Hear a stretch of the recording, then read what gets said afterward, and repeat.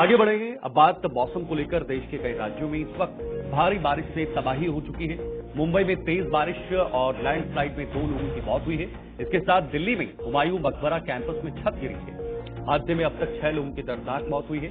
भागलपुर में बाढ़ से 6 लाख लोग प्रभावित हुए हैं। तो कुल मिलाकर इस साल में 2025 का ये जो साल है, अक्सर खबरें जो है वो सामने मौसम से जुड़ी आ रही है और मौसम ने ऐसा कहर मचाया है, ऐसा तांडव मचाया है उत्तराखंड से लेकर दिल्ली तक, हिमाचल प्रदेश से लेकर पंजाब हरियाणा तक, जम्मू कश्मीर से लेकर बिहार झारखंड महाराष्ट्र दिल्ली तक, ये तमाम ऐसे राज्य जो प्रभावित हैं। और जिस घटना की हम बात कर रहे थे इस पहली खबर में, वो जम्मू कश्मीर की थी, जहां पर एक बादल फटने से भारी तबाही हुई और उस तबाही में कितने लोगों की जानें चली गई उस पर हमने डिस्कस किया।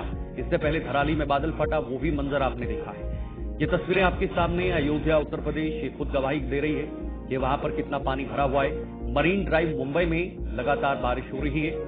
असम में भी बारिश जो है वो लगातार बढ़ रही है और सड़कों में पानी भरा हुआ है। इसके साथ बेंगलुरु कर्नाटक भी इससे अछूता नहीं, वहां पर भी चारों तरफ सिर्फ और सिर्फ पानी ही पानी नजर आ रहा है और पटना बिहार के लोगों के लिए भी ये बारिश काल बनती हुई नजर आ रही है। मैदानी इलाकों में पानी भरने की वजह से घर डूब रहे हैं और लोग अपनी जानें गंवा रहे हैं।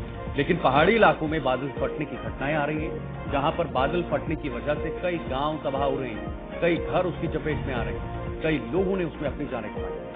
ये एक बहुत बड़ी इस वक्त जो कहीं न कहीं चुनौती है वो सामने आई है। मनीष कुमार हमारे संवाददाता फिलहाल जुड़े हुए हैं। मनीष, जानकारी दीजिए मौसम को लेकर, क्योंकि मौसम ने अपना तांडव इस वक्त पूरे देश में मचा के रखा है। उत्तर भारत क्या हो, मध्य भारत क्या हो या बाकी अन्य राज्य क्या हो, लगातार मौसम को लेकर कोई न कोई बड़ी खबर आ रही है। शीतल जी, सबसे पहले हम आपको बताना चाहते हैं कि देखिए बिहार में खास करके मौसम तांडव मचा चुका है। ऐसे में बात करें तो समथिंग 10 जिले हैं जो बाढ़ प्रभावित माने जा रहे हैं और कहे तो गंगा और कोसी नदी भी उफान पे हैं। अगर सबसे ज्यादा क्षति पे कोई अगर जिला है तो वो भागलपुर है, बिहार के भागलपुर। वहां समथिंग 6 लाख लोग बाढ़ से प्रभावित हैं।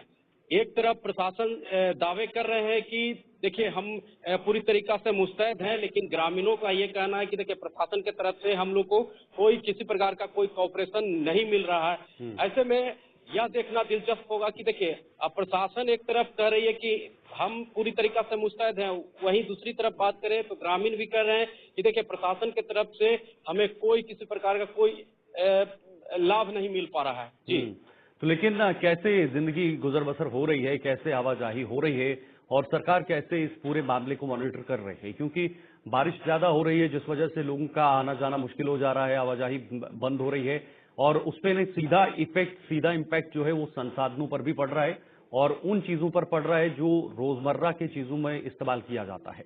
उसको लेकर क्या तैयारियां हैं सरकार की?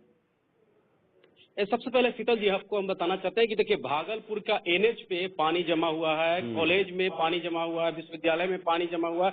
ऐसे में ग्रामीण क्षेत्रों में पानी जमा हुआ है।